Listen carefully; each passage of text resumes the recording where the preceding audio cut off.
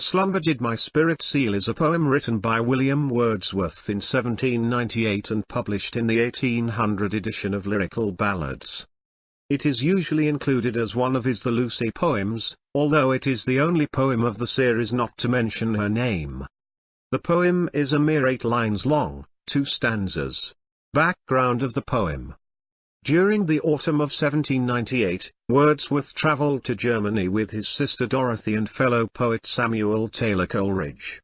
From October 1798, Wordsworth worked on the first drafts for his Lucy poems, which included Strange Fits of Passion Have I Known, She Dwelt Among the Untrodden Ways and A Slumber. In December 1798, Wordsworth sent copies of Strange Fits and She Dwelt to Coleridge and followed his letter with A Slumber. Eventually, A Slumber was published in the 1800 edition of Lyrical Ballads. Unique amongst Lucy poems, A Slumber does not directly mention Lucy. The decision by critics to include the poem as part of the series is based in part on Wordsworth's placing it in close proximity to Strange Fits and directly after She Dwelt in the Lyrical Ballads. Poem. The Lucy poems fall within a genre of poems that includes Robert Herrick's lamentations on the death of young girls. Written in spare language, A Slumber consists of 2 stanzas, each 4 lines. The first is built upon an even, soporific movement in which figurative language conveys the nebulous image of a girl. The poem begins. A slumber did my spirit seal. I had no human fears. She seemed a thing that could not feel the touch of earthly years.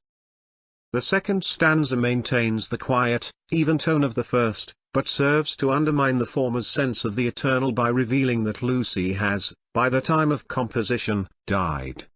The narrator's response to her death lacks bitterness or emptiness, and instead takes consolation from the fact that she is now beyond life's trials. No motion has she now, no force. She neither hears nor sees. Rolled round in earth's diurnal course, with rocks, and stones, and trees. Themes. Lucy is an isolated figure in which the narrator responds to her death. The beginning of the poem, according to Wordsworth biographer Mary Moorman, depict a creative sleep of the senses when the soul and imagination are most alive. This idea appears in other poems by Wordsworth, including Tintern Abbey. The space between stanza 1 and stanza 2 depicts a transition of Lucy from life into death. The 2 stanzas also show that Lucy, a being connected intrinsically to nature, dies before she can attain her own distinct consciousness apart from nature. However, as literary critic Jeffrey Hartman explains, growing further into consciousness means a simultaneous development into death, and not growing further also means death, animal tranquility, absorption by nature. The lifeless rocks and stones described in the concluding line convey the finality of Lucy's death. Boris Ford argues that within the second stanza, as the dead girl is now at last secure beyond question, in inanimate community with the earth's natural fixtures. Coleridge, in a letter to Thomas Poole, states, "Whether it had any reality I cannot say. Most probably, in some gloomier moment he had fancied the moment when his sister might die." Coleridge's reference was to the state of Lucy as dying or dead within the Lucy poems as a whole and to A Slumber in particular.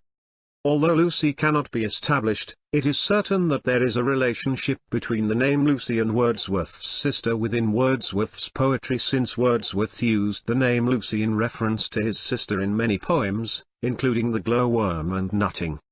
The problem with relating Lucy to Dorothy is in explaining why Dorothy would be presented in a state of death. Dorothy was alive during the composition of the poem, and presented as alive in other Wordsworth poems like The Prelude.